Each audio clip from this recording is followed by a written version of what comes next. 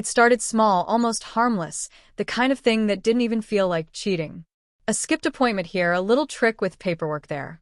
I told myself it wasn't a big deal, that the system was designed to be bent. Everyone did it, or so I believed. The truth was, I wasn't just cheating the system. I was testing the limits of my own body, gambling with something I couldn't afford to lose. The first trick was insurance. A friend told me about a way to get prescriptions covered without actually qualifying, and it sounded easy. All it took was a different code, a few words altered on a form. The doctor didn't look too closely, the pharmacist didn't ask questions, and I walked away feeling clever, as though I had pulled one over on a faceless machine that didn't care about me.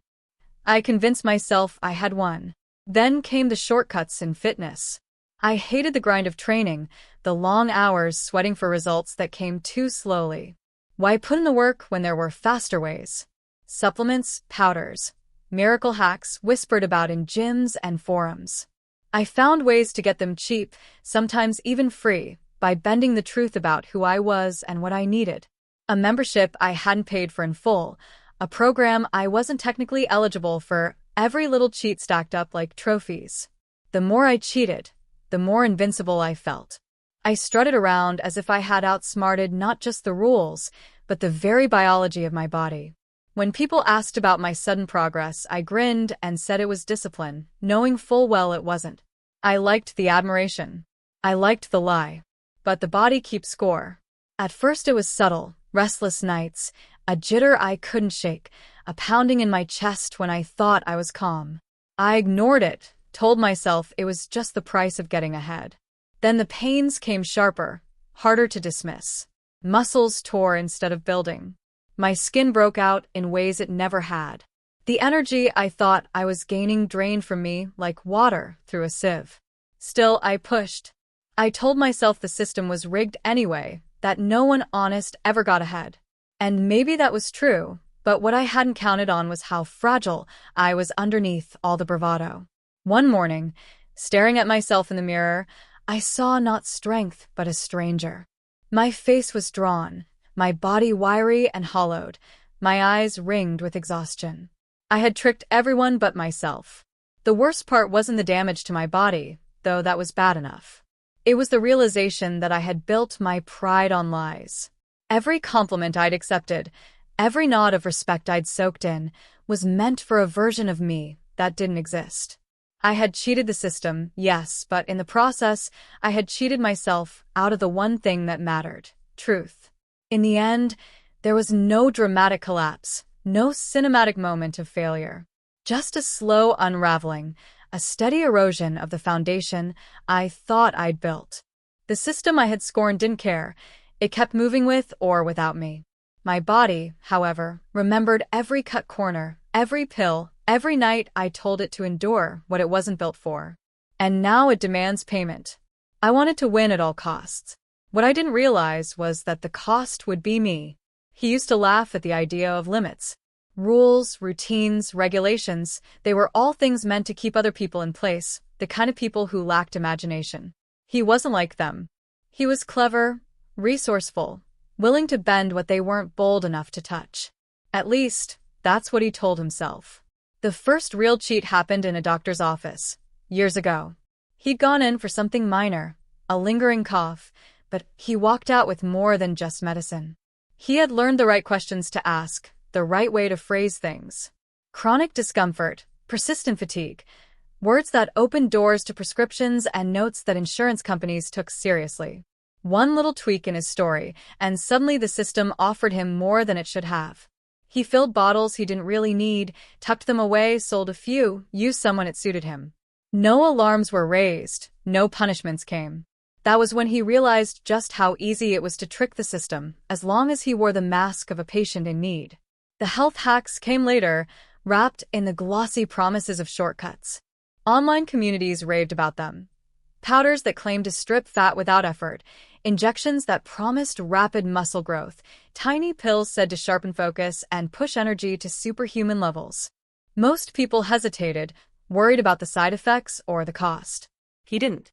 He found loopholes, forged credentials, made up conditions that gave him access to what others couldn't buy so easily. Each package that arrived at his door felt like a victory, proof that he was playing the game smarter than anyone else. The changes were quick, at first. His muscles swelled faster than they should have, his endurance doubled, his reflection grew more impressive every week. Compliments rolled in from friends, colleagues, strangers at the gym. He fed on them, let them fill the space where doubt might have lived. When someone asked about his routine, he smirked and offered vague words about discipline and consistency. Never the truth. The lie was easier, more satisfying, and safer for his pride. But lies always demand interest. His body began whispering warnings in the quiet hours of the night. His heart thudded too loud in the silence, his skin flushed for no reason, his sleep fractured into jagged pieces. Food lost its taste, laughter its ease. He brushed it all off, blaming stress or lack of rest, promising himself it would pass. But deep down he knew. He knew the shortcuts came with hidden price tags he couldn't read yet. One night at the gym, pushing weights heavier than he should have touched, something snapped. Not in the air, but inside him. A searing pain tore across his chest, and for the first time, fear cut through his arrogance. He stumbled, clutching at himself, trying to hide it from the people around him. He managed to walk out without drawing attention, but every step felt like a confession. He knew he had broken something he couldn't quite fix. The unraveling came slowly after that. His progress stalled, then reversed. The supplements he once swore by left him jittery, hollow. His face grew gaunt, his eyes sunken. The same people who once admired him now looked twice, wondering what was off. He avoided mirrors, avoided questions, avoided the creeping realization that he wasn't outsmarting the system anymore. He was losing to it. And in the quiet moments, when he lay awake staring at the ceiling, he saw the truth he had refused to face. Every cheat he had made against the system had been a cheat against himself. The system didn't bleed, didn't ache, didn't collapse under pressure. His body did. His mind did. His spirit did. He had thought he was clever, that he had found a way to win without the grind. But now, sitting in the ruins of what he'd built, he understood the cruel irony. The hacks hadn't made him stronger, only weaker. The cheats hadn't freed him, only chained him to consequences he couldn't escape. In the end, the greatest hoax wasn't the tricks he played on the system. It was the lie he told himself, that he could get away with it forever. He remembered the day he truly crossed the line. It wasn't at the gym or the doctor's office, but alone in his kitchen, staring at a needle filled with something he couldn't even pronounce.